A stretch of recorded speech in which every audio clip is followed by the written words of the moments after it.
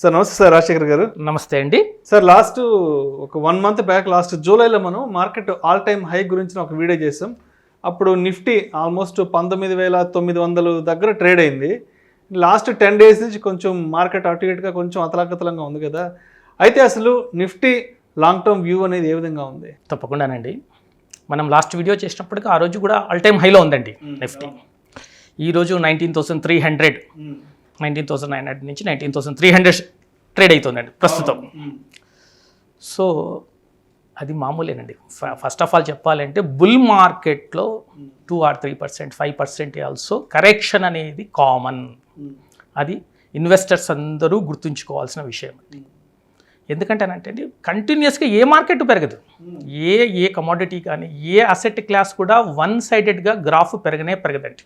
మరి ఏ మార్కెట్ అని చూసుకోండి, ఈవెన్ గోల్డ్ అయినా కూడా ఫ్లక్చుయేషన్స్ ఆర్ కామన్. దాంట్లో మనకు దీంట్లో ఒక అడ్వాంటేజ్ ఏమంటే మార్కెట్ పడుతున్నప్పుడు మనకి ఎంట్రీ పాయింట్ ఇస్తుందండి మార్కెట్. 19,900 అలాగే 20,500 వెళ్తుంటే ఎప్పుడు మనం కొనాలని వెయిట్ చేస్తున్న వాళ్ళకి ఎప్పుడు వస్తుంది ఛాన్స్?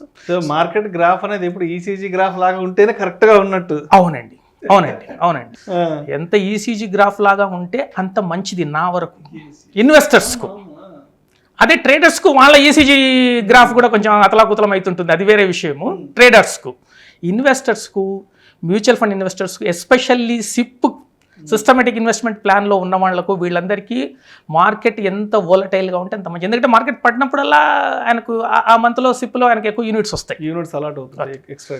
2013లో వరల్డ్లో ఎకానమీస్ అన్నిట్లో మనం 10th పొజిషన్లో ఉన్నామండి 2013.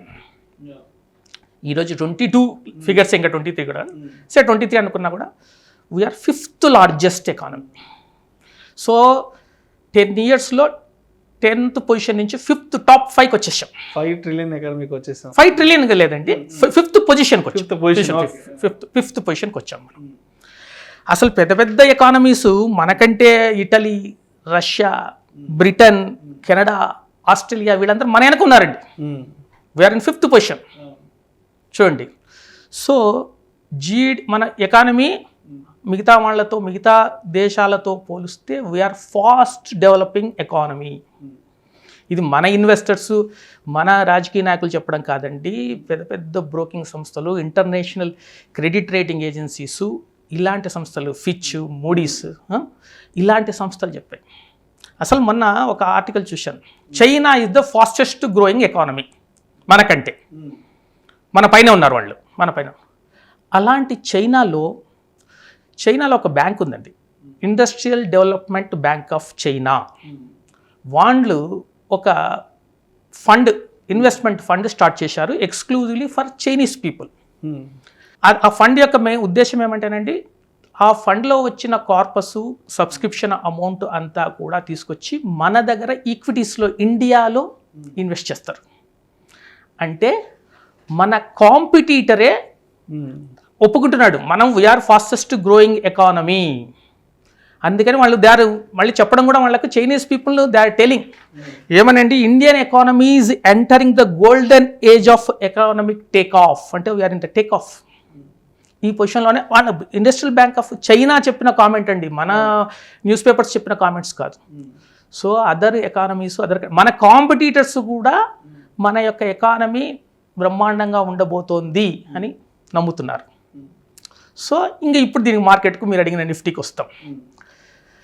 నిఫ్టీ లేదా స్టాక్ మార్కెట్ ఎలా పెరుగుతుందండి? ఫస్ట్ కంపెనీస్ యొక్క ప్రాఫిట్స్ పెరిగితే పెరుగుతుంది. నార్మల్, అది కంపెనీస్ ప్రాఫిట్స్ పెరిగితే ఆటోమేటిక్గా షేర్ రేట్ కూడా పెరుగుతుంది, సబ్జెక్ట్ టు పొలిటికల్గా స్టెబిలిటీ ఉండి ఇన్ఫ్లేషన్ ఇవన్నీ కూడా వస్తాయి. మీరు 2013 to 23 కనుక చూసుకుంటే చాలా కంపెనీస్ ప్రాఫిట్స్ బ్రహ్మాండంగా పెరిగాయి. ఇంకోటి కార్పొరేట్ డెట్ అంటారు, అంటే కంపెనీస్ చేసే అప్పులు, అవి కూడా తగ్గించుకుంటున్నాయి. ఏమండి, ఇంకో చిన్న ఇది చెప్దాం మనము.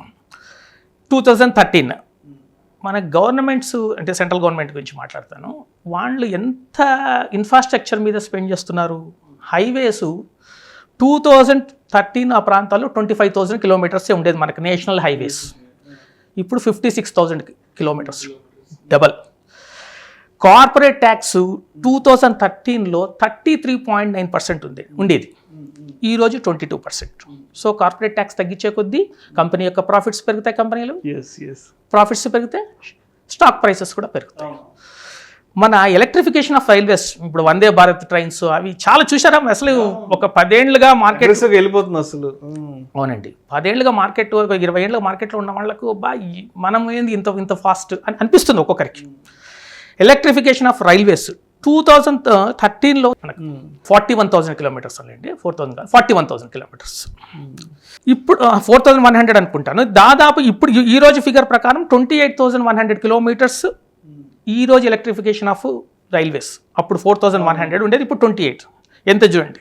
అసలైన మ్యూచువల్ ఫండ్ ఇన్వెస్ట్మెంట్స్కి వద్దాం. మ్యూచువల్ ఫండ్ ఇన్వెస్ట్మెంట్స్ 2013లో $100 బిలియన్.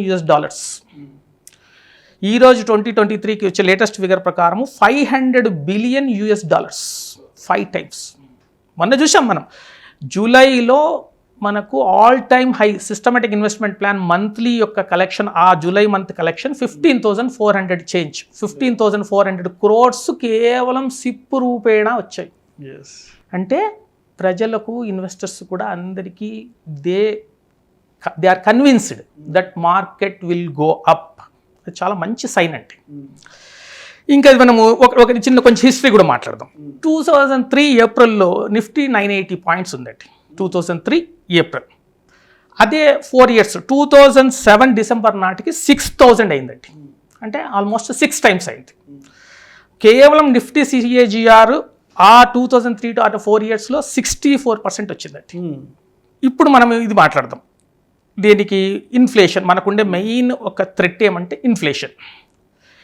ఇంట్రెస్ట్ రేట్స్ పీక్ అవుతాయి, పీక్ స్టేజ్కి వచ్చాయి. ఇంకా కమింగ్ ఆర్బీఐ ఇది కూడా చెప్పడం కూడా ఇన్ఫ్లేషన్ తగ్గుతుంది అనే కూడా వాళ్ళు చేస్తున్నారు. దాన్ని కంట్రోల్ చేసేందుకు చాలా మెజర్స్ చేస్తున్నారు ఏమండి. తర్వాత కంపెనీ యొక్క ప్రాఫిట్స్, కంపెనీల ప్రాఫిట్స్ వాళ్ళు అన్ని చాలా వరకు majority of the companies they are in profits. ఇంకోటి మనకు ఉండే అత్యద్భుతమైన మన అసెట్ ఏమంటే ఇండియన్ మిడిల్ క్లాస్. వాళ్ళు ఖర్చు పెట్టే ప్రతి రూపాయి కూడా జీడిపికి కంట్రిబ్యూట్ అవుతుందండి. సో కన్సంప్షన్ ఎక్కువ ఉంటుంది. అవునండి, మిడిల్ ఇన్కమ్ గ్రూప్. అంతే కదా, మనం చూస్తాం. అవి కూడా అన్ని డిజిటల్ పేమెంట్స్ జరుగుతున్నాయి, అన్ని యూపీఐ పేమెంట్స్. చాలా మెజారిటీ డిజిటల్ పేమెంట్స్. చిన్నవి చూసినా ₹50 ఇది చూసుకున్నా డిజిటల్ పేమెంట్ వాళ్ళు యాక్సెప్ట్ చేస్తున్నారు. ఒక్కసారి డిజిటల్ పేమెంట్స్ కనుక అలవాటైపోయి వాళ్ళు కూడా even buyers, sellers they are forced to accept, అంతే, ఇంకేం లేదు. అప్పుడు ట్యాక్స్ కలెక్షన్స్ పెరుగుతాయండి, తప్పించుకోలేరు. అందుకే చూసారా జిఎస్టీ కలెక్షన్స్ ఎంత ట్రెమెండస్గా మనకు పెరుగుతున్నాయి. ఇవన్నిటికీ కాకుండా మ్యూచువల్ ఫండ్స్కు మీద మనకు ప్రజలకు, మన ఇన్వెస్టర్స్కు చాలా మంచి అవగాహన ఈ కమింగ్ 10 yearsలో బాగా దే ఆర్ స్టడీ చేశారు. మ్యూచువల్ ఫండ్లో వచ్చే ఇన్వెస్ట్మెంట్ మనం పెట్టిన దాని మీద రిటర్న్స్ చాలా బాగున్నాయి. They experienced that fruit. అందుకని ఇత్యాది ఇవన్నీ దీనివల్ల కారణాల వల్ల కమింగ్ అంటే దీంట్లో ఒక థ్రెట్ ఏమంటే స్టేబుల్ గవర్నమెంట్ రావాలండి. 2024లో ఎలక్షన్స్లో స్టేబుల్ గవర్నమెంట్ రావాలి. నెంబర్ 1, ఎవరు మెజారిటీ విత్ ఫుల్ మెజారిటీతో రావాలి. ఇప్పుడున్న పరిస్థితుల్లో వచ్చేటట్టే కనబడుతోంది నాకున్న అవగాహన ప్రకారం. సింగిల్ లార్జెస్ట్ పార్టీ ఎవరు వస్తారు మనం దాన్ని డిస్కస్ చేయము. ఎవరు వచ్చినా కూడా ఈ రిఫార్మ్స్ వెనక్కి వెళ్ళేందుకు కాదు, వాళ్ళు దే హ్యావ్ టు అంతే ఇది చేయాల్సింది. సింగిల్ ఇంకా ఈవెన్ ఉక్రెయిన్ వార్ అప్పుడు కూడా మనం నిలదొక్కున్నాం చూడండి. అవును, ఉక్రెయిన్ వార్ వచ్చినా కూడా ఎంత వేగంగా పెరిగింది మార్కెట్. ఈ 2 external geo political factors stable government గనక మనకు ఉంటే 2024లో కనుక వస్తే, 2029 అనుకుందాం, ఒక 5 years మనం మాట్లాడదాం. 5 yearsలో నేను personally this is my personal opinion అండి, నిఫ్టీ 50 విల్ బీ 50,000కు రీచ్ అవుతుందండి. ఇప్పుడు 19,000లో ఉన్నామండి. నిఫ్టీ అది మనకు 50,000 అన్నట్టుగా పెద్ద ఫిగర్గా కనపడుతుంది, కానీ 5 years 150% గ్రోత్. నేను చెప్పిన 2003, 2007 ప్రాంతాల్లో అప్పుడు దాదాపు 6 times వచ్చింది, 6 times గ్రోత్. ఇది 1.5 time నేను చెప్పేది. అవునవును, 19,000 ఏది కాస్త 50,000 అవుతుంది అనుకుంటున్నాను. సో కన్జర్వేటివ్గా అసలు కొంతమంది చాలా ఎక్కువ కూడా చెప్పారు, మిగతా రేటింగ్ ఏజెన్సీస్ ఇవన్నీ. మన యొక్క ఎకానమీ ముందుకెళ్తుందండి, లార్జెస్ట్ ఎకానమీ. ఇప్పుడు 5th నుంచి ఇంకా పైకి వెళ్తాం మనము. అసలు బీజేపీ వాళ్ళు చెప్పేది ఏమంటే మేము will be in 3rd term కనుక మేము వస్తే మేము 3rd largest ఎకానమీ అని ఒక డిబేట్స్లో చూశాను నేను. 3rd largest ఎకానమీ అయిపోతాం. జీడిపి గ్రోత్ కూడా బాగుందండి మనకు. జీడిపి గ్రోత్ కూడా బాగుంది. మ్యూచువల్ ఫండ్ ఇన్వెస్ట్మెంట్స్ ఉన్నాయి. అదర్ మీరు అన్నట్టుగా కాంపిటీటర్సే వచ్చి మనల్ని they are floating their funds to invest in India.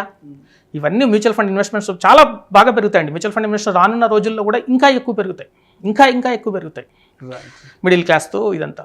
So దీన్ని నేను అనుకోవడం మాత్రం వీ హోప్ బిగ్ బుల్ గారు అన్నట్టు, బిగ్ బుల్ గారు అయితే ఆయన ఎప్పుడు ఇంతకుముందు ఏదైనా ప్రిడిక్షన్ ఇచ్చినప్పుడు ఆయన 1 lakh అని చెప్పారు. నేను నా పర్సనల్ ఒపీనియన్ ఏమో 2024 అంటే ఈ 2024లో ఎలక్షన్స్ ఉన్నాయి, తర్వాత 29లో జనరల్ ఎలక్షన్స్, మళ్ళీ 29 కల్లా Nifty 50 will be 50,000 it will touch అని నా విశ్వాసము. We hope for the best అండి. ఇదండి నేను చెప్పేది. Thank you sir. Thank you so much AS Rajasekhar గారు. నెక్స్ట్ 2029కి నిఫ్టీ ఎంత మేర పరుగులు తీయబోతుంది అనే అంశం గురించి చాలా చక్కగా మీ విశ్లేషణ తెలియజేశారు. Thank you so much sir. It's my pleasure అండి. Thank you.